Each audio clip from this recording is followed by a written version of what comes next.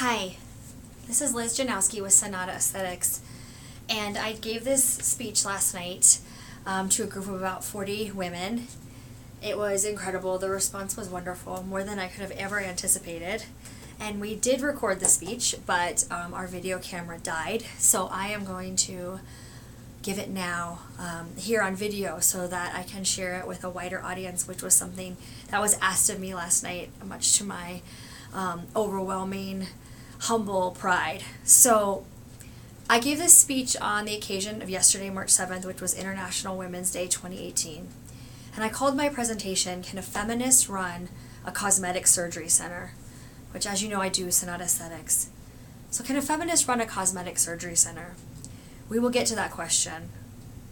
But what I'm really talking about today is my own story about taking ownership of my life.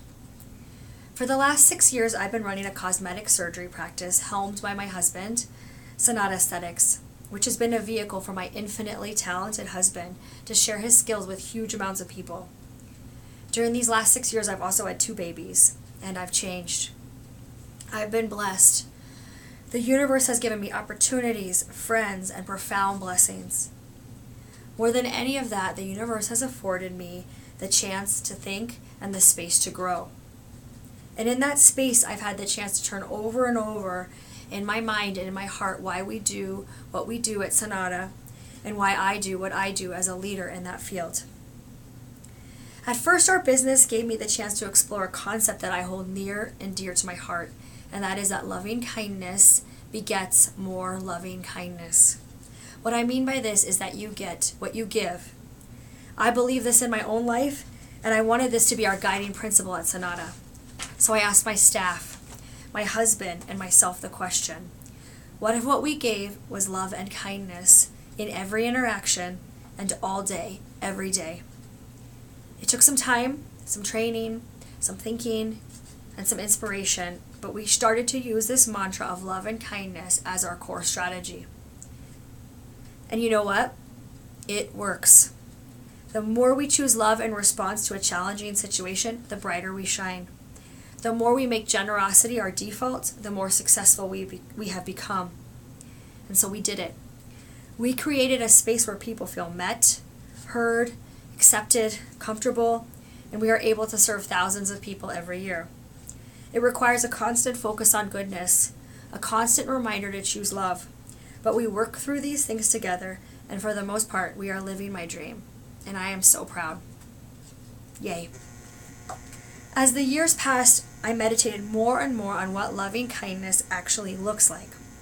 And I began to wrestle with the question about if, even with our very, very best intentions, were we manipulating people's insecurities? When you come to us because you don't like some aspect of your appearance, are we empowering you by helping you? Or are we preying on a weakness that you see in yourself? I have years of anecdotal evidence that our work giving you the tools you need to take charge of your appearance was empowering. And more than that, I have my own lived experience and what it feels like for me to have some control over my appearance. I know what it feels like to have my outsides match how I feel on the inside on my best days. And it feels good. I feel like I don't have to worry so much about my appearance and agonize over what I see as flaws. I can usually correct them very easily and move on to agonizing over all the other things I agonize about. I also began to see that as I stepped up and into my role as a leader, I wanted my appearance to match how I saw myself. And I saw that I could do that. I could see myself in the mirror, and I could be more or less at peace with the woman looking back at me. And I see this in our clients. Not every client, not every day, but I see this positive transformation in enough people that I started to believe that yes, a feminist can run a cosmetic surgery practice. Let me explain what I mean by feminist. For me, being a feminist means taking total ownership of your life. It means claiming your voice, speaking your truth, and stepping into your power, whatever that means to you. I like to call this claiming your sovereignty, or stepping up onto your divine throne. It means to me that you are both infinitely capable, and as Uncle Ben told Spider-Man, with great power comes great responsibility. Becoming the sovereign of your own life, stepping up as the queen of your soul, is a thorny and heavy process. It means taking full responsibility for all your wins and for all your losses. It means using the tools you have available to heal your own wounds and using the resources around you to be more than you ever thought you could be. Where this intersects with what we do at Sonata, our medical spa, has to do with reclaiming your body. We all have deep, long-standing beliefs about our bodies and our faces. Our bodies are a map of our lived experiences, and we have all told ourselves a lifetime of stories about our appearance. They might be good stories like, I have great strong legs that help me run a marathon. Or they might be really toxic, painful stories like, I am ugly, I am fat, I am weak. Every woman I know has a story of shame associated with some part of her body, and I do too. In the spiritual traditions that I have studied, mostly Buddhism and Hinduism, I was taught that things of this world are transient, and it shouldn't matter what we look like. True inner peace was to completely disregard the body. You need to meditate the body away. Rise up, transcend. And so I worked really hard on that. I want to feel less anxious and more at peace. And so I meditated. I went to retreats, and ever so briefly, now and then, I did feel peace. But in rising up out of my body and into the divine, I forgot one really important thing. I have a body, a woman's body, and it has a lot to teach me and a lot to share. And whether or not I liked it, I live in this body every day. I see myself in mirrors and I experience life through this particular flesh and bones. I am my body, and my body is me. For most of my life, my body was just that thing that carried my head around, and that thing that was too fat or too thin or too small or just too damn imperfect. I think maybe we've all had or are having the experience of profound hate or resentment or disconnect from our bodies. And I'm not even talking about persistent health issues that can derail our connection to our body. I'm just talking about plain old, ingrained body shame that so many of us women live in every day. In my business, I see how we can help people tackle these dark issues, how we can help you take control of something that many of us see as out of our control, our appearance. Yes, we can help you claim your face and your body. We can help you look and feel the way you want to look and feel. And I think that how we look is in a sort of infinite feedback loop with how we feel about ourselves. How we look and how we feel are connected, whether we like it or not. I think we've all had the experience of sort of faking it till you make it, dressing up to make ourselves feel better. And if you're like me, it works. I can pull myself out of a downward spiral by taking some time to address the outer me.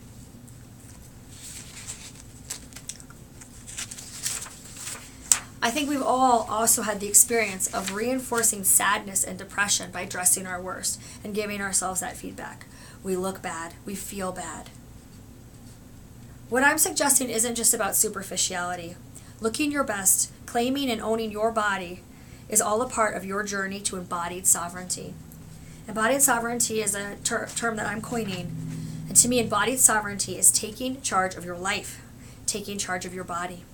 It's stepping up to your queendom and understanding that your body and your relationship to your body is a part of that process. I'm going to share a small part of my own story here. I have a very fraught relationship with my body.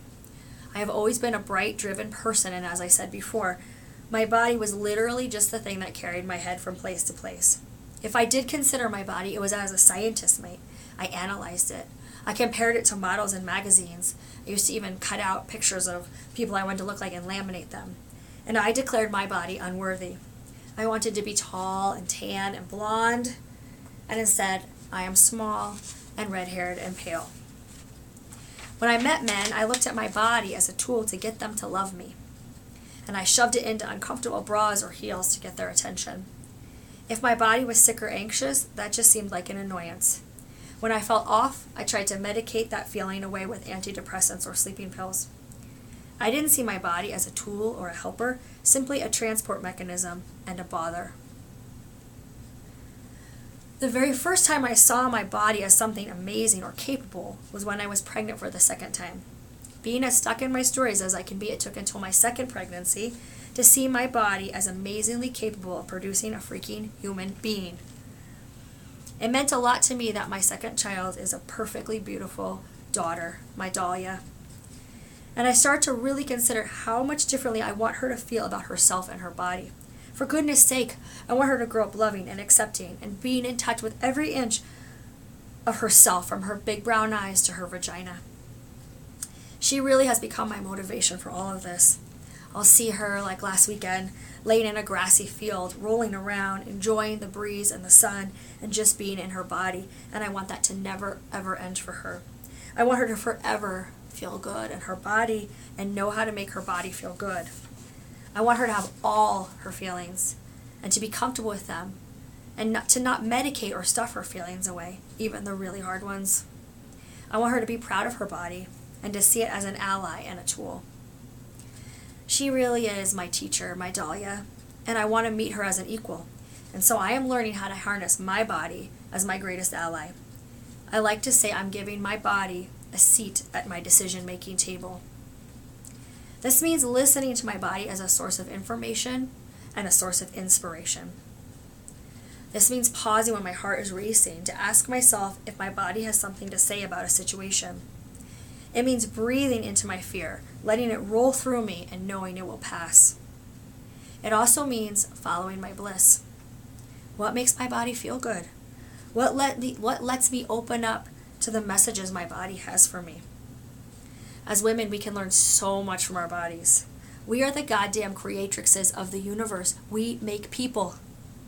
We are the source of life. We are connected to Great Mother Earth. Our bodies cycle with the moon, and as Carl Sagan said, we are made of stardust. We have more nerve endings than men, about 8,000 more, and we are capable of feeling more than men. And that is a gift. Feeling is a gift. And yet I hear women every day apologize for being so emotional, when that feeling and that emotion is your direct connection to the divine, to the universe, to nature, and to God. And so I challenge myself to feel, to be in my body, and to practice something that I'm calling radical self-care. Radical self-care is asking your body what it needs and listening to what it has to say, even if you don't like the answer. It starts with spending a few minutes every day checking in with your body. Instead of stuffing your feelings or being so consumed with busyness, it's just taking a moment to check in.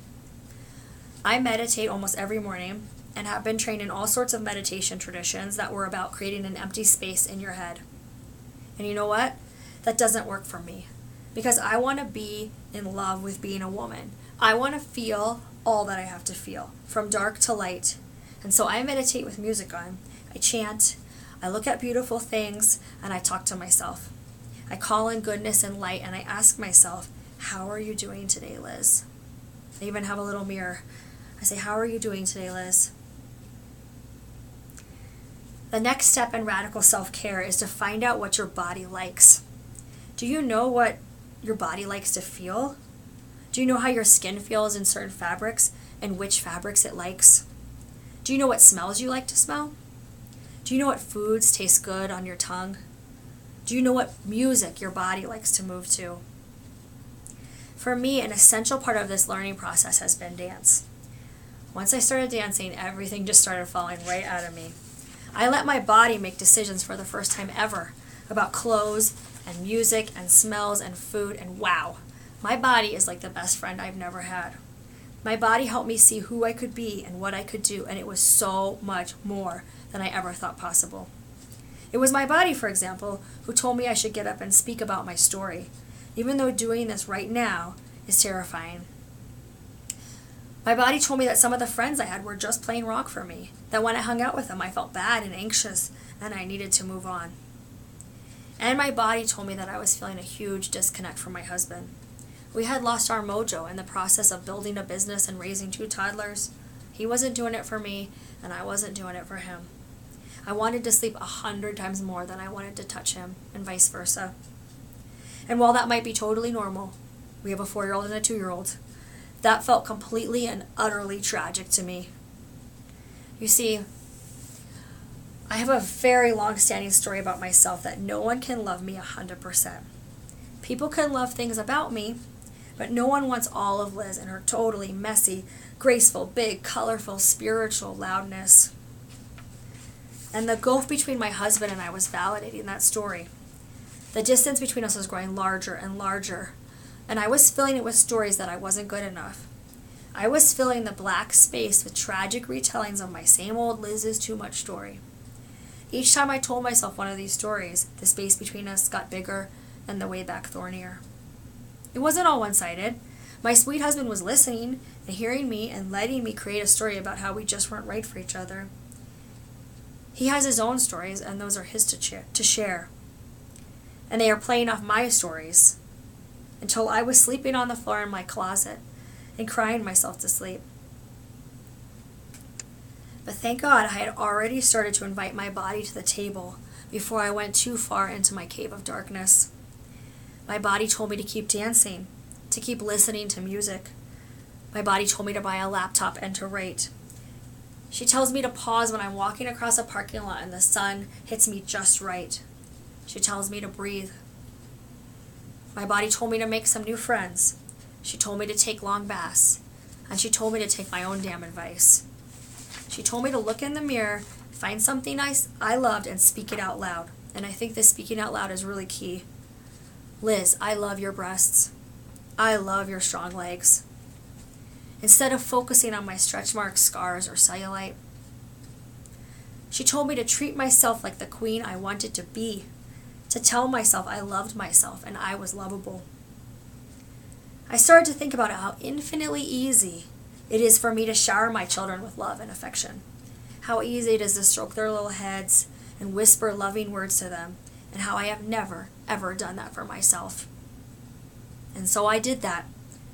This isn't to say I'm some kind of Pollyanna. I know it's hard. I know we all have years and years and maybe ancestrally inherited millennia of hating and distrusting ourselves. I know we've all been taught and socialized that playing it small is how you make friends.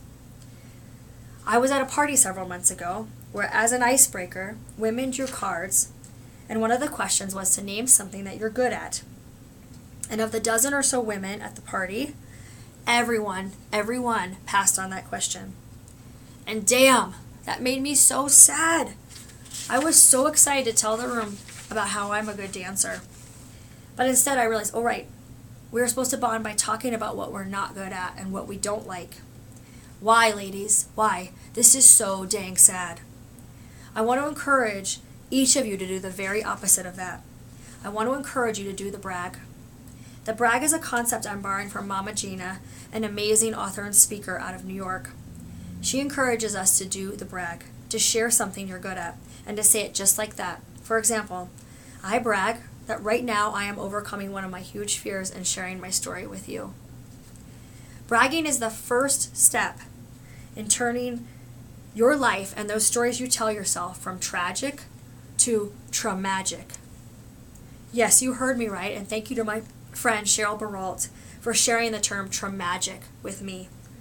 This is the idea of taking those stories we all tell ourselves about our history.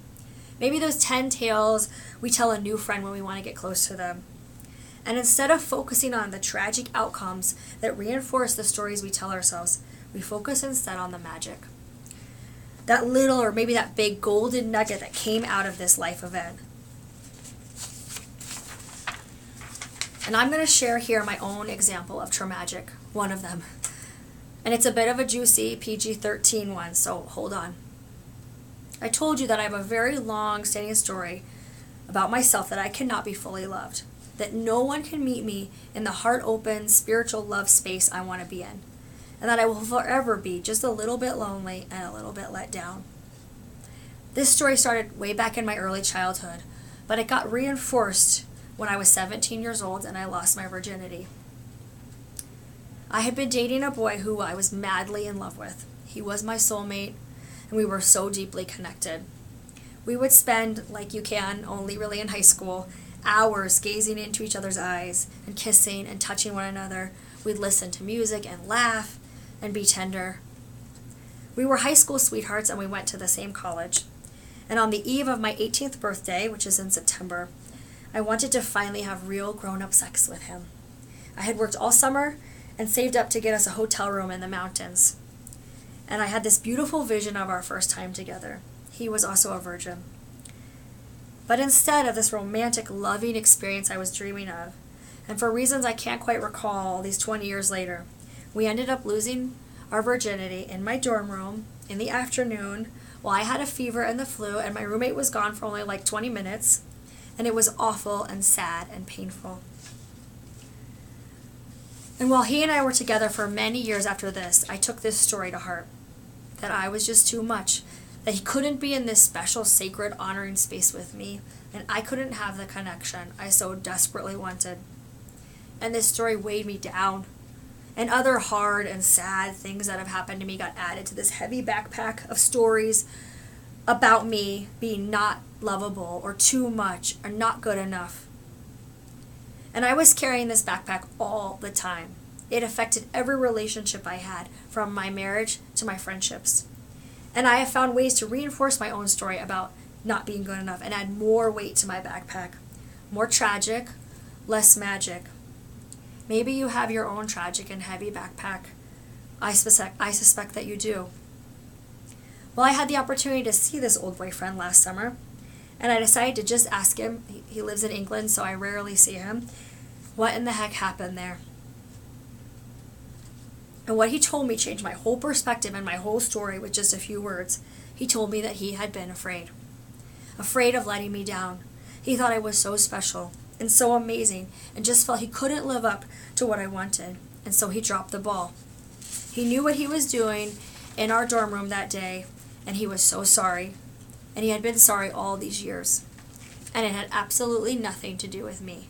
Nothing. I was good enough and deserving enough, and he had been sorry about it all these years. It was like fireworks went off in my head. Wait, I was good enough? I deserved to have a beautiful, loving connection that I wanted then and now? It might not sound like a big deal to you, but this really subtle perspective shift changed a whole script I had been carefully writing for years about being too much or not good enough. In fact, when this old flame saw me, he had tears in his eyes and told me he couldn't believe I had been carrying this wound for 20 years. And I had not only been carrying it, I had been pouring salt into it, using every new experience with a man and even some friends to reinforce the same damn story. What I needed was the perspective shift that happened that afternoon in a cafe in Boulder. I needed to take that story of loss and turn it from tragic to traumagic. I needed to tell myself this new story, that I was incredible and amazing and loving and loved. You know what? It's even hard for me to say that out loud now. I needed to tell myself that I got to be with a boy who deeply loved me and wished as much as I had that we had handled things a little differently. That I was never diminished in this boy's eyes. That the magic was my huge heart, my questioning mind, and the way I want things to be so special for the people I care about. The magic was me, just as I was and just as I am today. And so these are my closing thoughts. I encourage you, I invite you, I cajole you to reclaim your body. Make peace with it. What you don't like, change. What you can love, love. Look at yourself in the mirror and talk to yourself like you would talk to a daughter. Shower yourself with praise. Ask your body what she likes to wear, to listen to smell. Ask her how she feels, and then listen to the anxiety or fear or anger and let those feelings inform your choices. And then claim your stories.